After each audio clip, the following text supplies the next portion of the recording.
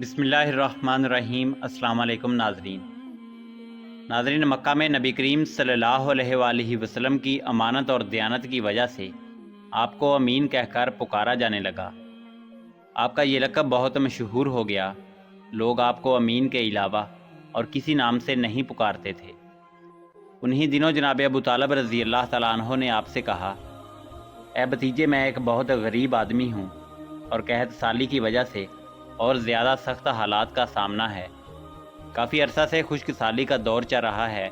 کوئی ایسا ذریعہ نہیں کہ اپنا کام چلا سکے، اور نہ ہی ہماری کوئی تجارت ہے۔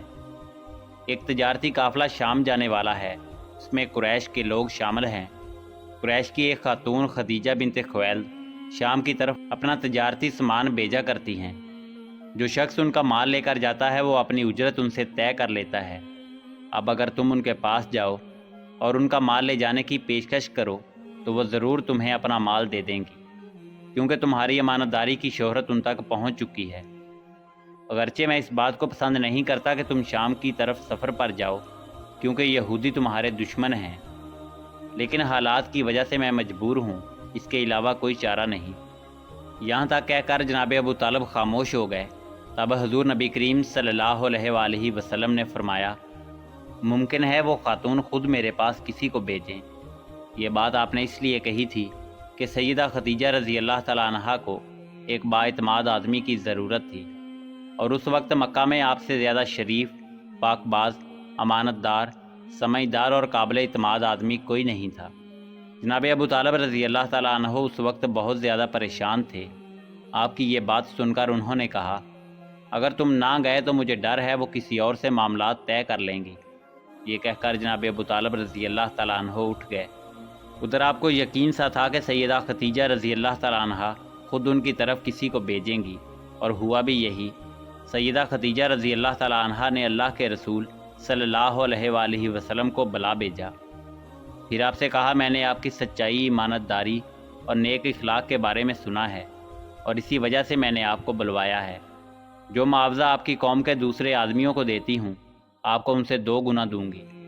آپ نے ان کی بات منظور فرما لی۔ پھر آپ اپنے چچا ابو طالب سے ملے، انہیں یہ بات بتائی۔ جناب ابو طالب سن کر بولے، یہ روزی تمہارے لیے اللہ نے پیدا فرمائی ہے۔ اس کے بعد آپ سیدہ خدیجہ رضی اللہ تعالیٰ عنہ کا سامان تجارت لے کر شام کی طرف روانہ ہوئے۔ سیدہ خدیجہ رضی اللہ تعالیٰ عنہ کے غلام میسرہ آپ صلی اللہ علیہ وآلہ وسلم کے ساتھ تھے۔ روانگی کے وقت حضرت خدیجہ رضی اللہ تعالیٰ عنہ نے میسرہ سے کہا، کسی معاملے میں بھی ان کی نافرمانی نہ کرنا، جو یہ کہیں وہی کرنا، ان کی رائے سے اختلاف نہ کرنا۔ حضور نبی کریم صلی اللہ علیہ وآلہ وسلم کے سب چچاؤں نے قافلے والوں سے آپ کی خبر گیری رکھنے کی درخواست کی۔ اس کی وجہ یہ بھی تھی کہ ذمہ داری کے لحاظ سے یہ حضور نبی کریم صلی اللہ علیہ وآلہ وسلم کا پہلا تجارتی سفر تھا۔ گویا آپ اس کام میں بالکل نئے تھے۔ ادھر آپ روانہ ہوئے، ادھر حضور نبی کریم صلی اللہ علیہ وآلہ وسلم کا معجزہ شروع ہو گیا۔ ایک بدلی نے آپ کے اوپر سایہ کر لیا، آپ کے ساتھ ساتھ چلنے لگی۔ جب آپ شام پہنچے تو بصرہ شہر کے بازار میں ایک درخت کے سائے میں اترے۔ یہ درخت ایک عیسائی راہب نستورہ کی خانقاہ کے سامنے تھا۔ اس راہب نے میسرہ کو دیکھا تو خانقاہ سے نکل آیا۔ اس وقت اس نے حضور نبی کریم صلی اللہ علیہ وآلہ وسلم کو دیکھا۔ آپ درخت کے نیچے ٹھہرے ہوئے تھے۔ اس نے میسرہ سے پوچھا، یہ شخص کون ہے جو اس درخت کے نیچے موجود ہے؟ میسرہ نے کہا، یہ ایک قریشی شخص ہے، حرم والوں میں سے ہے۔ یہ سن کر راہب نے کہا، اس درخت کے نیچے نبی کے سوا کبھی کوئی آدمی نہیں بیٹھا۔ مطلب یہ تھا کہ اس درخت کے نیچے اب تک کوئی شخص نہیں بیٹھا۔ اللہ تعالیٰ نے اس درخت کو ہمیشہ اس سے بچایا کہ اس کے نیچے نبی کے سوا کوئی دوسرا شخص بیٹھے۔ اس کے بعد اس نے میسرہ سے پوچھا، کیا ان کی آنکھوں میں سرخی ہے؟ میسرہ نے جواب دیا، ہاں بالکل ہے، اور یہ سرخی ان کی آنکھوں میں مستقر رہتی ہے۔ اب نستورہ نے کہا، یہ وہی ہے۔ میسرہ نے حیران ہو کر پوچھا، کیا مطلب یہ وہی؟ کون وہی؟ یہ آخری پیغمبر ہے۔ کاش میں وہ زمانہ پا سکتا جب انہیں ظہور کا حکم ملے گا، یعنی جب انہیں نبوت ملے گی۔ اس کے بعد وہ چپکے سے آپ صلی اللہ علیہ وآلہ وسلم کے پاس پہنچا۔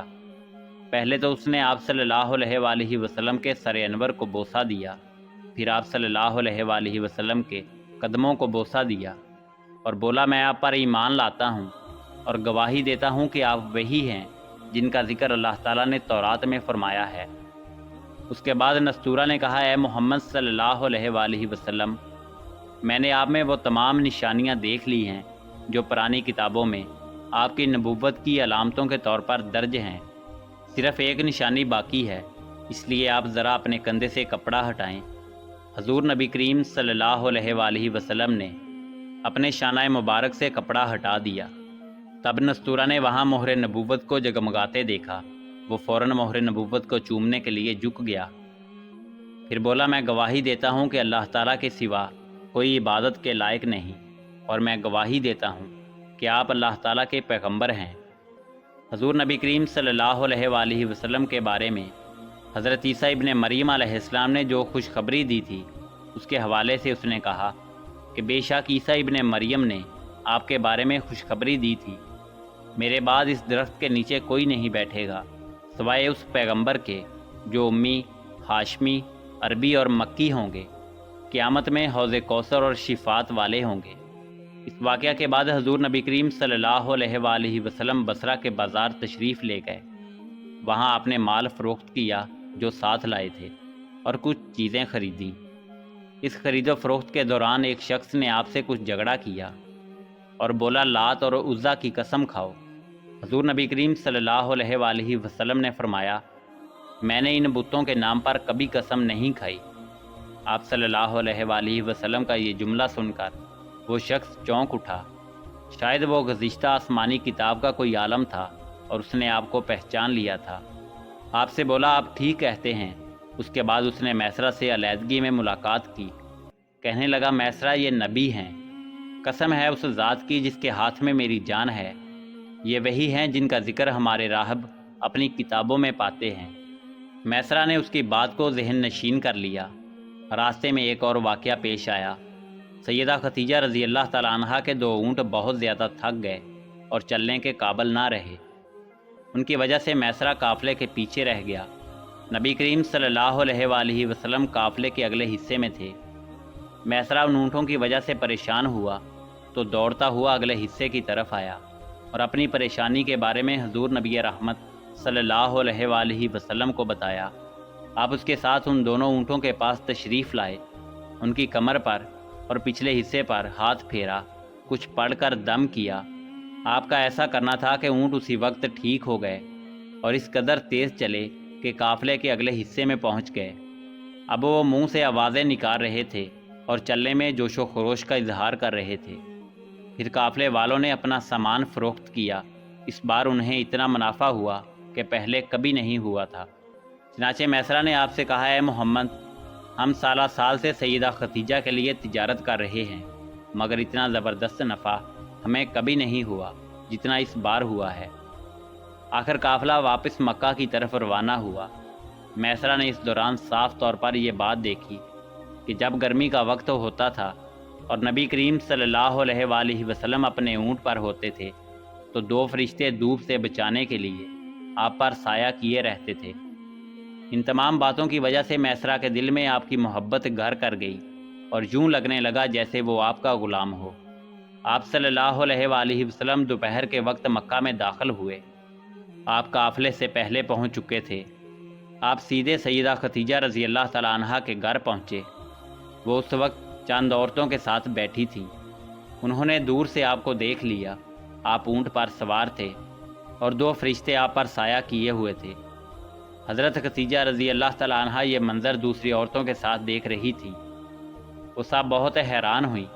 اب حضور نبی کریم صلی اللہ علیہ وآلہ وسلم نے سیدہ ختیجہ رضی اللہ تعالیٰ عنہا کو تجارت کے حالات سنائے، منافع کے بارے میں بتایا۔ اس مرتبہ پہلے کی نسبت 2 گنا منافع ہوا تھا۔ حضرت ختیجہ رضی اللہ تعالیٰ عنہا بہت خوش ہوئیں۔ انہوں نے پوچھا میسرہ کہاں ہے؟ آپ نے بتایا وہ ابھی پیچھے ہے۔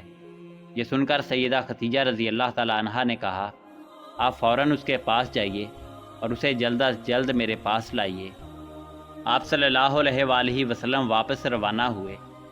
دراصل سیدہ ختیجہ رضی اللہ تعالیٰ عنہا نے آپ کو اس لیے بھیجا تھا کہ وہ پھر سے وہی منظر دیکھنا چاہتی تھیں، جاننا چاہتی تھیں کہ کیا آپ بھی فرشتے ان پر سایہ کرتے ہیں یا نہیں۔ جو ہی آپ روانہ ہوئے، سیدہ خدیجہ رضی اللہ تعالیٰ عنہا اپنے مکان کی چھت پر چڑھ گئیں اور وہاں سے حضور نبی کریم صلی اللہ علیہ وآلہ وسلم کو دیکھنے لگیں۔ آپ کی شان اب بھی وہی نظر آئی، فرشتے سایہ کیے ہوئے تھے۔ اب انہیں یقین ہو گیا کہ ان کی آنکھوں نے دھوکہ نہیں کھایا۔ کچھ دیر بعد حضور نبی رحمت صلی اللہ علیہ وآلہ وسلم میسرہ کے ساتھ ان کے پاس پہنچ گئے۔ سیدہ خدیجہ رضی اللہ تعالیٰ عنہا نے غلام میسرہ سے کہا، میں نے ان پر 2 فرشتوں کو سایہ کرتے ہوئے دیکھا ہے، کیا تم نے بھی کوئی ایسا منظر دیکھا ہے؟ جواب میں میسرہ نے کہا، میں تو یہ منظر اس وقت سے دیکھ رہا ہوں جب قافلہ یہاں سے شام جانے کے لیے روانہ ہوا تھا۔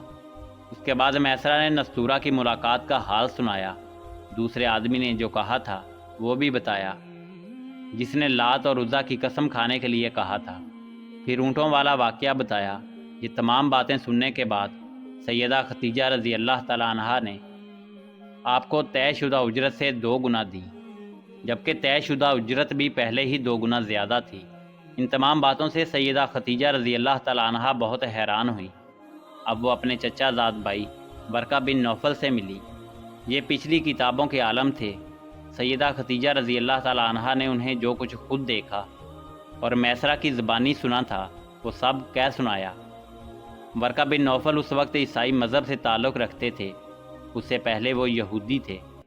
سیدہ خدیجہ رضی اللہ تعالیٰ عنہا کی تمام باتیں سن کر ورقہ بن نوفل نے کہا، خدیجہ اگر یہ باتیں سچ ہیں تو سمجھ لو محمد صلی اللہ علیہ وآلہ وسلم اس امت کے نبی ہیں۔ میں یہ بات جان چکا ہوں کہ وہ اس امت کے ہونے والے نبی ہیں۔ دنیا انہی کا انتظار کر رہی ہے، یہی ان کا زمانہ ہے۔ یہاں یہ بات بھی واضح ہو جائے کہ نبی اکرم صلی اللہ علیہ وآلہ وسلم نے سیدہ خدیجہ کے لیے تجارتی سفر صرف ایک بار ہی نہیں کیا، چند سفر اور بھی کیے۔ سیدہ خدیجہ رضی اللہ تعالیٰ عنہا ایک شریف اور پاک باز خاتون تھیں۔ نسب کے اعتبار سے بھی قریش میں سب سے اعلیٰ تھیں۔ انہیں قریش کی سیدہ کہا جاتا تھا۔ قوم کے بہت سے لوگوں نے ان سے نکاح کی خواہش کا اظہار کیا۔ کئی نوجوانوں کے پیغام ان تک پہنچ چکے تھے، لیکن انہوں نے کسی کے پیغام کو قبول نہیں کیا تھا۔ نبی اکرم صلی اللہ علیہ وآلہ وسلم تجارت کے سفر سے واپس آئے تو آپ کی خصوصیات دیکھ کر اور آپ کی باتیں سن کر وہ آپ سے بہت زیادہ متاثر ہو چکی تھیں۔ لہذا انہوں نے ایک خاتون نفیسہ کو آپ کی خدمت میں بھیجا۔ انہوں نے آ کر آپ سے کہا کہ اگر کوئی دولت مند اور پاک باز خاتون خود آپ کو نکاح کی پیشکش کرے تو کیا آپ مان لیں گے؟ ان کی بات سن کر حضور نبی رحمت صلی اللہ علیہ وآلہ وسلم نے فرمایا، وہ کون ہیں؟ نفیسہ نے فوراً کہا، خدیجہ بنت خویلد۔ آپ نے انہیں اجازت دے دی۔ نفیسہ سیدہ خدیجہ رضی اللہ تعالیٰ عنہا کے پاس آئیں، انہیں ساری بات بتائی۔ سیدہ خدیجہ رضی اللہ تعالیٰ عنہا نے اپنے چچا عمر بن اسد کو اطلاع کی تاکہ وہ آ کر ان کا نکاح پڑھائیں۔ سیدہ خدیجہ رضی اللہ تعالیٰ عنہا کی اس سے پہلے 2 مرتبہ شادی ہو چکی تھی۔ ان کا پہلا نکاح عتیق ابن مائد سے ہوا تھا، اس سے ایک بیٹی ہندہ پیدا ہوئی تھی۔ عتیق کے فوت ہو جانے کے بعد سیدہ کا دوسرا نکاح ابو حالہ نامی شخص سے ہوا تھا۔